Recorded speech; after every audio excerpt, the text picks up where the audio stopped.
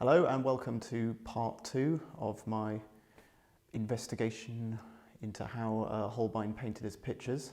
So I've made the gesso board, so now it's time to start the drawing. And I have with me today my friend Emily, who's going to be posing.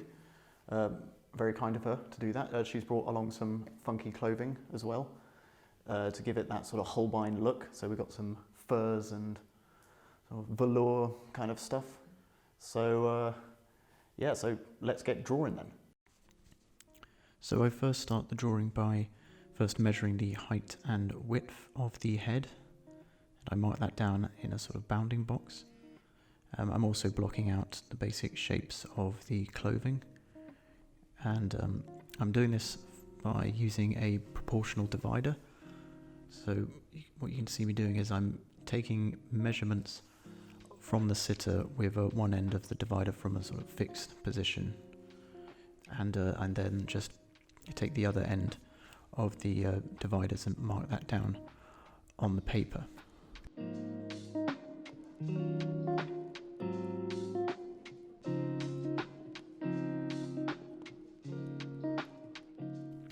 What I'm also able to do with the dividers is once I mark down or pinpoint certain features, such as say the eyebrows or like the chin, I'm then able to make measurements from these certain points to other features, so I can get a sort of rough reference as to where they should go.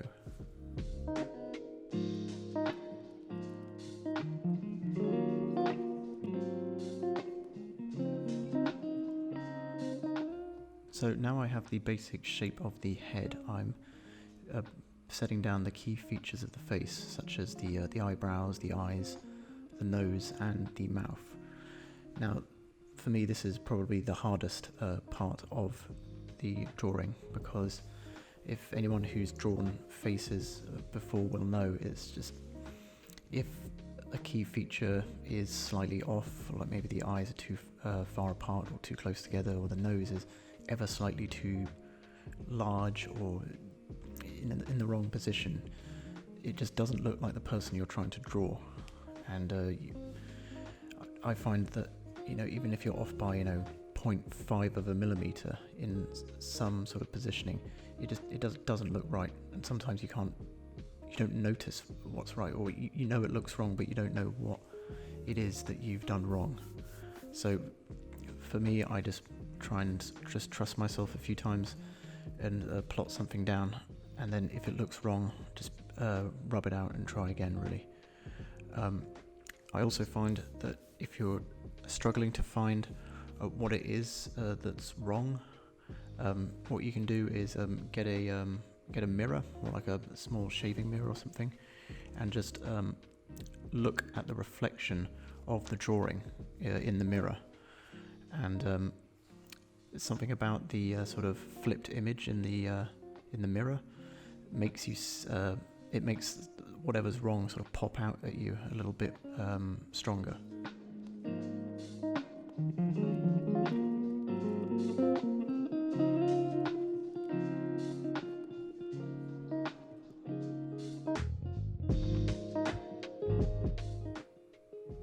So at this point, I'm fairly confident that I've managed to place the key features down correctly.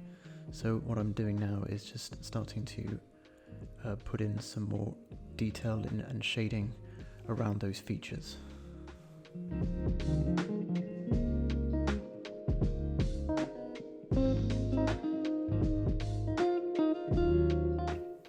So here I'm just using a chalk pencil here just to apply highlights on the face, also the brightest areas of the face. This is why I would also recommend that if you're doing a portrait study of someone in charcoal or in chalk, that you do it on a toned paper. So that means you're able to use white chalk to quickly apply highlights. This is what Holbein did as well in his drawings. He toned the paper a sort of pinkish colour so as to match the flesh, but the toning was dark enough as well so that he could also apply little highlights in white chalk to accentuate, say, the eyes, or like the tip of the nose or something.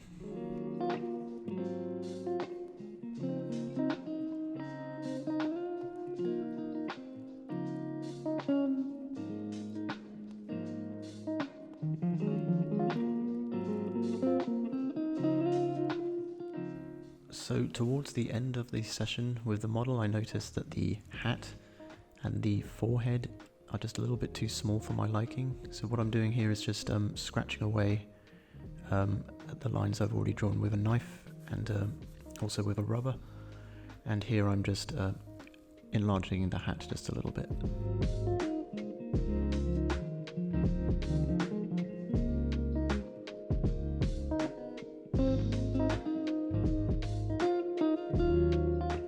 So after about 2 hours drawing with the model, I'm pretty much finished with the face, so I just give it a spray with some fixative.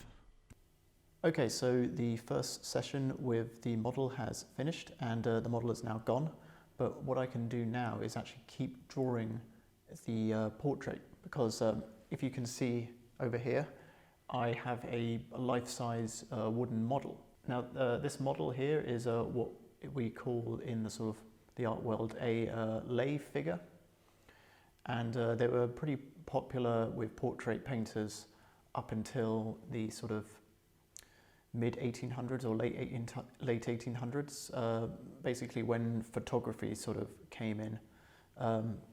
People didn't use lay figures so much because the whole point of a lay figure is that, say if you're painting a portrait of someone and they have a very elaborate dress on, or their clothing is very detailed and it has lots of sort of little details that would take a very long time to paint. The idea is rather than have the sitter sit for you for what would be a very long time to paint all the different clothing and things like that, you basically take the clothes off the sitter and put it on the lay figure instead. So that means the sitter can just go off and do their thing or whatever they need to do, and in the meantime you just have this figure that stays completely still, and you just get it to match the whatever pose the sitter was in, and you just take as much time as you need to draw or to paint the costume or the clothing of the sitter. So with that in mind, I'm going to start dressing my lay figure and posing it so that it will match the drawing that you can see here, and then I can start drawing it.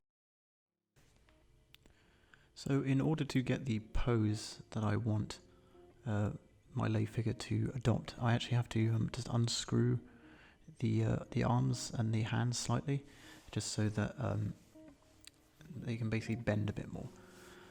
It does mean though that they won't hold in place on their own, so I'll have to sort of attach them to the figure so that they stay in place.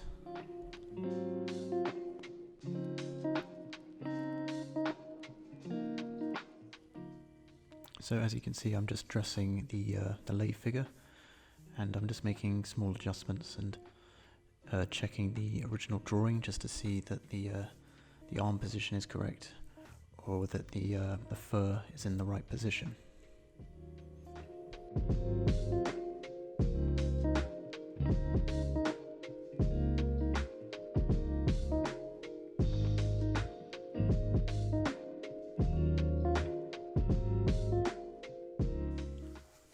So after a little bit of tweaking with the clothing in order to get some nice folds in the cloth, the figure is now ready for drawing. So I first start off with the furs, and I do this, as you can see, I'm just plotting in the basic sort of key features of the fur, and then I do a sort of thin charcoal kind of wash, I would say, over it. And then I sort of accentuate sort of the darker areas, and then with a sort of small sort of rubber stylus, I start rubbing out some of the sort of thinner strands, and then on top of that I also add some sort of chalk highlights as well, until I achieve a sort of a fur-like effect that I'm happy with.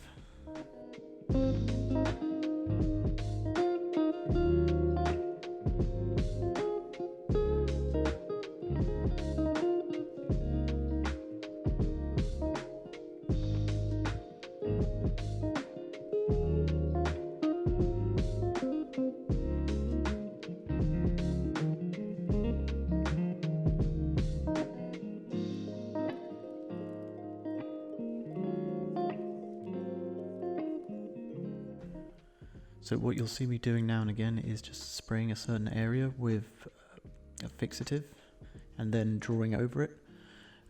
This is useful for if you're wanting to do highlights over a dark area. So say if you haven't fixed the charcoal underneath, the chalk will tend to mix with the charcoal and turn it sort of grey.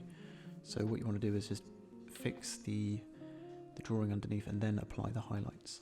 You can also accentuate the highlights even more by fixing the highlights and then putting more highlights on top. This also works the other way. Say if you want to make the charcoal really dark, like I am here, when I'm drawing the sort of dark silken fabric, the idea is you sort of basically put down a layer of charcoal, fix the charcoal, and then add another layer of charcoal, and then fix that, and then just keep building it up in layers until you reach the sort of the desired darkness.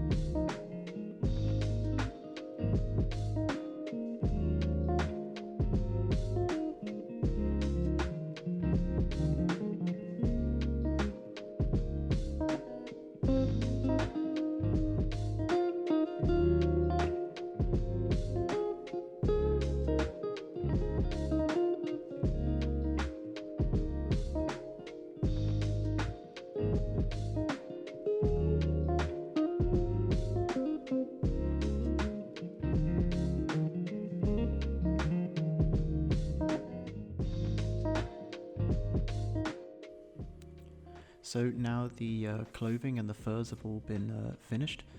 The model Emily is now returned for another drawing session, and in this session I'm just going to be concentrating on her hand and also just making any slight changes to the face or hair if needs be.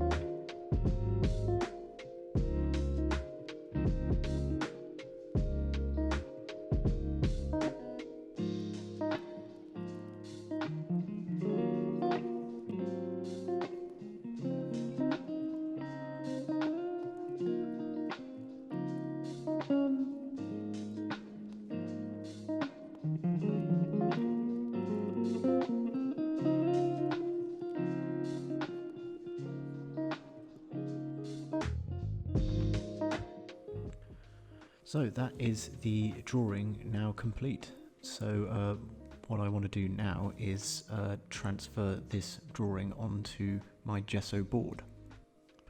Now to do that, what I first have to do is transfer a sort of basic outline sketch onto a piece of paper which is the same size as my gesso board.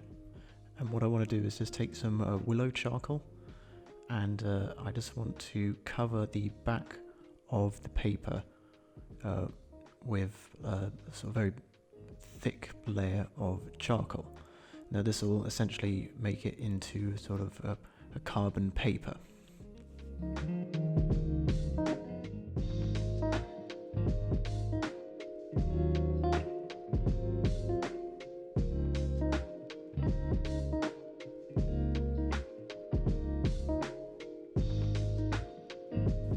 So once I've applied two sort of applications of charcoal to the paper, I just want to flip it over and then place it charcoal side down onto the gesso board. I then just want to tape down the paper so it doesn't move around. And what I want to do is just get a black pen, and what I want to do is trace over the drawing, sort of applying sort of quite high pressure. And the idea is that the charcoal on the other side will then be transferred onto the gesso where I have applied pressure using the pen. And I also use a black ink pen, so I know where I've been, so I'm not sort of going over the same area.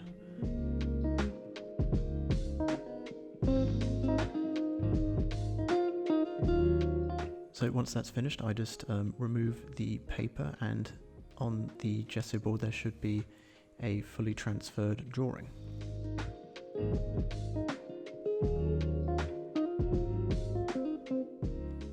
So what I want to do now is just take some Indian ink and a pen, and I just want to trace over the charcoal lines with ink. I want to do this very, very carefully, because I don't want to smudge the ink or get any drops of ink onto the board.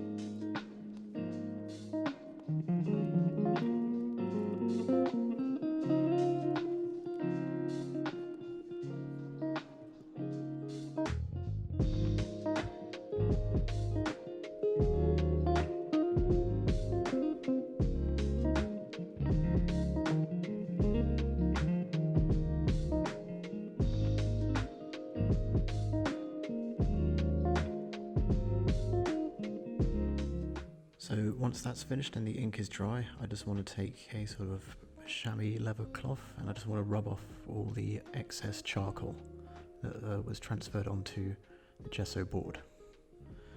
And once that's done, I now have a fully transferred drawing onto gesso board that is now ready for painting. Okay, so that's the drawing done, and I've now transferred the basic drawing onto the gesso board, and it's now ready for painting. So I thought I'd just finish this video with a few thoughts on how I think Holbein actually did his drawings and prepared them for painting. So if you look at most of Holbein's drawings or the portrait drawings, he concentrates pretty much just exclusively on the face. The faces are very detailed and very precise, whereas the clothing or the body is just basically just roughed in very loosely. And you can see this also in his portrait of Jane Seymour, who's one of the wives of Henry VIII. So if you see the drawing for the portrait, you can see that the face is very detailed, very precise, whereas the clothing it's just blocked in, it's very sketchy. Whereas then if you have a look at the portrait of, the finished portrait of Jane Seymour, you can see that the clothing is rendered in like great detail, like all the pearls and the jewellery and stuff like that, and the patterns on her cuffs and stuff like that. It's all like perfectly painted. But there doesn't seem to be any evidence of the drawing of the clothing. So either he did drawings of the clothing separately and just threw them away once the portrait was finished, or I think personally that what he did was he just had Jane Seymour, the actual Jane Seymour, sit for him, and he just concentrated on the face and just roughed in the clothing, and then obviously Jane Seymour would go away because she's a busy woman, and then he would probably paint the clothing and the dress from life, and he probably put the dress on either a lay figure or like a life-size wooden model, or he had just another model who he paid just to sit there, who would wear the clothing as well. And he probably maybe painted it from life, but I'm not sure. But there's no drawing, there's no detailed drawing of any of the clothing of Jane Seymour. And you can see it in other examples, like, so there's a drawing of Thomas More, and you can see that's the same face that he did for his portrait of Thomas More. And but again, no evidence or no separate drawings of the clothes done in detail. So my guess is that he painted the clothes from life, from a model or from a lay figure. Well, anyway, I hope you found that interesting, and you can join me for the next video where I'm going to be finally painting the portrait, and there's going to be a lot of new techniques which I'm eager to try. So I'll see you then. Goodbye.